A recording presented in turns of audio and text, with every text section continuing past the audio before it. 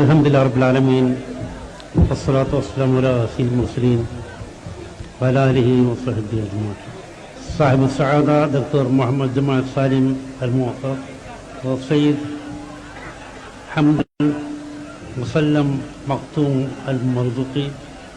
المزروقي أحمد بارك الكندي والدكتور علي محمد العدلة صاحب السعادة خالد مبارك عبد الله الكندي سيد حسام محمد الخطيب وأخونا الأعزاء يوسف علي المطرم. نحن سعداء جدا بحضور هؤلاء الشخصيات البارزة في هذا مؤتمر جمعية الشبان المسلمين التي تأسست هنا قبل 50 عاما، وهذه الجمعية تحتفل باليوبيل الذهبي في هذا الوقت. فهذه الجمعية تأسست هنا في كيرلا قبل 50 عاما، لأن جمعية സമസ്ത കേരള ജമിയത്തുൽ ഉലമ تهتم بتوعية الإخوان المسلمين في കേരള ഇസ്ലാമിക ബോധവും മനുഷ്യത്വവും സംസ്കാരം നടത്തുന്നതായ ഒരു പ്രസ്ഥാനമാണ് സുന്നി വലസക്കം.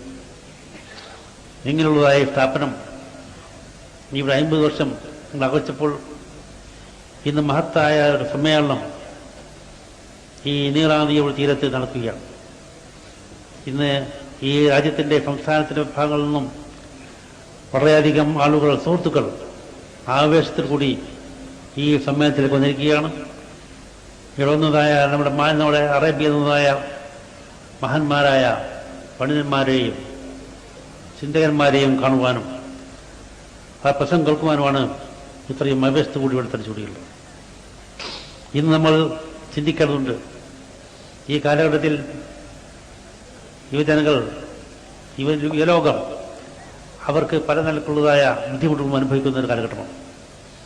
ഇന്ന് ഭൗതികമായും ശാസ്ത്രീയമായും സാങ്കേതികമായും എല്ലാം തന്നെ വളരെയധികം പുരോഗമിച്ചതായ ഈ യുഗത്തിൽ ആ പുരോഗതിയും ആ ഉന്നതിയുമില്ലാതെ തന്നെ അവനെ ദൈവികമായ ചിന്തയിൽ നിന്ന് അകറ്റുന്നതാണ് ഞാൻ കാണുന്നത്.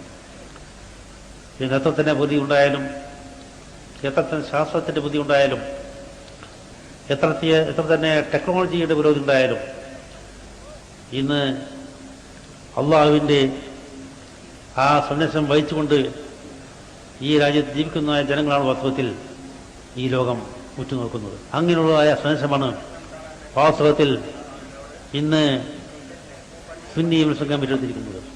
ഇന്ന് ലോകത്തെ കാണുന്ന എല്ലാവിധ അനാശ പ്രവർത്തനങ്ങൾ, ഇന്ന് ലോകത്തെ കാണുന്ന എല്ലാവിധ ദുർവൃത്തികളും തന്നെ അത് സമൂഹത്തിൽ തുറച്ചു നീക്കുവാനും ഈ സമൂഹത്തെ നല്ല നിലയിലേക്ക് നയിക്കുവാനും നല്ലതായ ഭാഗത്തായി നയിക്കുവാനും ഈ പ്രസ്താവനത്തിന് ബാധ്യതയുണ്ട്.